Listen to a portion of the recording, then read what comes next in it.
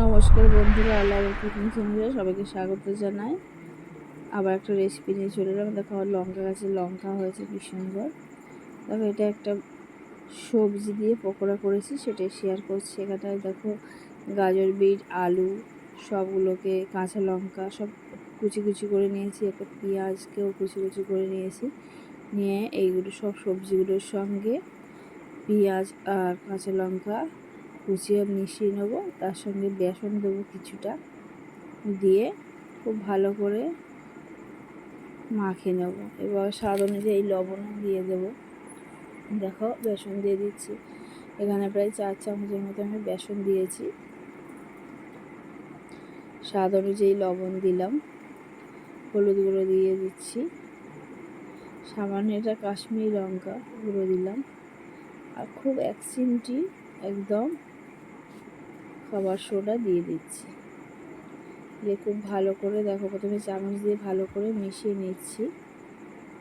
মেশানো হয়ে গেলে সামান্য অল্প অল্প জল দিয়ে ভালো করে মিশিয়ে নেব, যাতে সবজির সঙ্গে বেসনটা দিয়েছি যে ভালো করে বেসনটা যাতে মিশে যায়।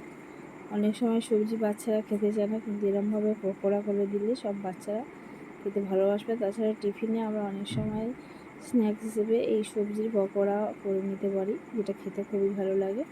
দেখো ধনেপাতা কুচিয়ে দিলাম, এটা দিলে স্বাদটা আর একটু বেড়ে যায়।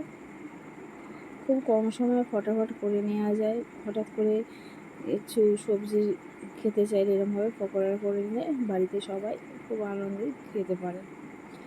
তা বন্ধুরা, এই পকোড়ার রেসিপি যদি ভালো লাগে অবশ্যই লাইক, শেয়ার, কমেন্ট, সাবস্ক্রাইব করবে। আর যারা ফেসবুক থেকে দেখছো তারা পেজটাকে ফলো করে নেবে। দেখো এটা কড়া বসিয়ে দিয়েছি, দিয়ে তেল দিয়ে দিচ্ছি। তোমরা এখানে সাদা তেলও ব্যবহার করতে পারো, বাট আমি এখানে সর্ষের তেল ব্যবহার করেছি। আর সর্ষের তেলে যে কোনো জিনিস ভাজলে আমি বেশি খেতে পছন্দ করি, আমার এর স্বাদটা বেশি ভালো লাগে। দেখো এবার হাত দিয়ে খুব ভালো করে মাখিয়ে নিয়েছিলাম, নিয়ে হাত দিয়ে একটা একটা করে পকোড়ার আকারে দিয়ে দিচ্ছি। তোমরা একটু ছোটোও করতে পারো বা একটু বড়ো করতে পারো। আমি মাঝারি মতো সমস্ত সবজি মিশিয়ে যে ব্যাটারটা হয়েছে সেগুলো দিয়ে দিচ্ছি। এই সময় যে আঁচটা একদম মানে লো হচ্ছে সামান্য মিডিয়ামেরও কম, লো টু মিডিয়ামে রাখতে হবে, যাতে ভেতরগুলো খুব ভালোভাবে সবজি যে পকোড়া খুব ভালোভাবে ওটাকে ভাজাটা হয়। দেখো এবারে কিছুক্ষণ রাখার পরে এগুলোকে আবার উল্টে দিচ্ছি। উল্টে পাল্টে খুব ভালো করে ভেজে নিতে হবে, তাহলে স্বাদটা হবে খুব ভালো, ভেতরটাও খুব ভালোভাবে সিদ্ধ হবে। দেখো আবার উল্টে দিলাম, এখানে হয়ে এসেছে, লাল লাল করে একটু ভেজে নেবে। দেখো এখানে বুঝতেই পারছো হয়ে গেছে। এবারে এটাকে ছাঁকনি দিয়ে এটাকে ভালো করে আমি ছেঁকে তুলে নিচ্ছি, দেখো যাতে তেলটা ঝরে যায়। এমনভাবে বন্ধুরা খেতে খুবই ভালো লাগে, অবশ্যই বাড়িতে ট্রাই করবে। সবজি আরও অন্যান্য সবজি ক্যাপসিকাম দেওয়া যায়, বাঁধাকপি দেওয়া যায়, বিনস দেওয়া যায়। আমার বাড়িতে যা ছিল আমি সেই দিয়ে ঝটপট করে করেছি, সেটাই শেয়ার করছি। এবার বাকি আবার সবগুলো দিয়ে দিচ্ছি, দিয়ে এরমভাবে আমি আবার উল্টে পাল্টে ভেজে নেব।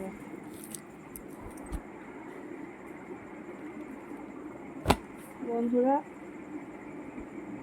দেখো খুব বেশি আঁচটা যেন জোর না থাকে, তাহলে পুড়ে যাওয়ার সম্ভাবনা থাকবে, ভেতরে কাঁচা থাকবে, আর ওপরটা হচ্ছে কি কড়া ভাজা হয়ে যাবে। দেখতে পাচ্ছ এরকমভাবে ফটাফট করে আমি সমস্ত আবার উল্টে দিলাম, সমস্ত যে পকোড়াগুলোকে।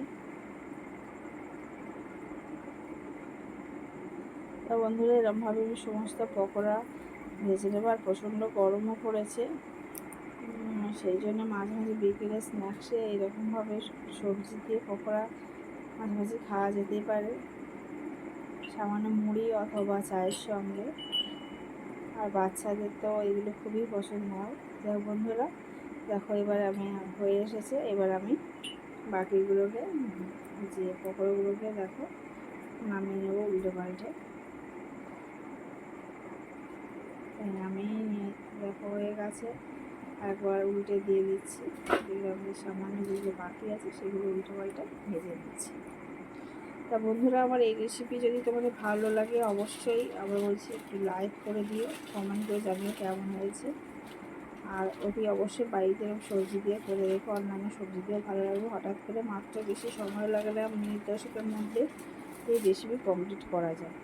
তা বন্ধুরা দেখো, আজকের রেসিপি আমার এই পর্যন্ত। আবার নতুন রেসিপি নিয়ে চলে আসবো। দেখো তোমরা ভালো থেকো, সুস্থ থেকো। দেখো এবার আমি নামিয়ে দিলাম।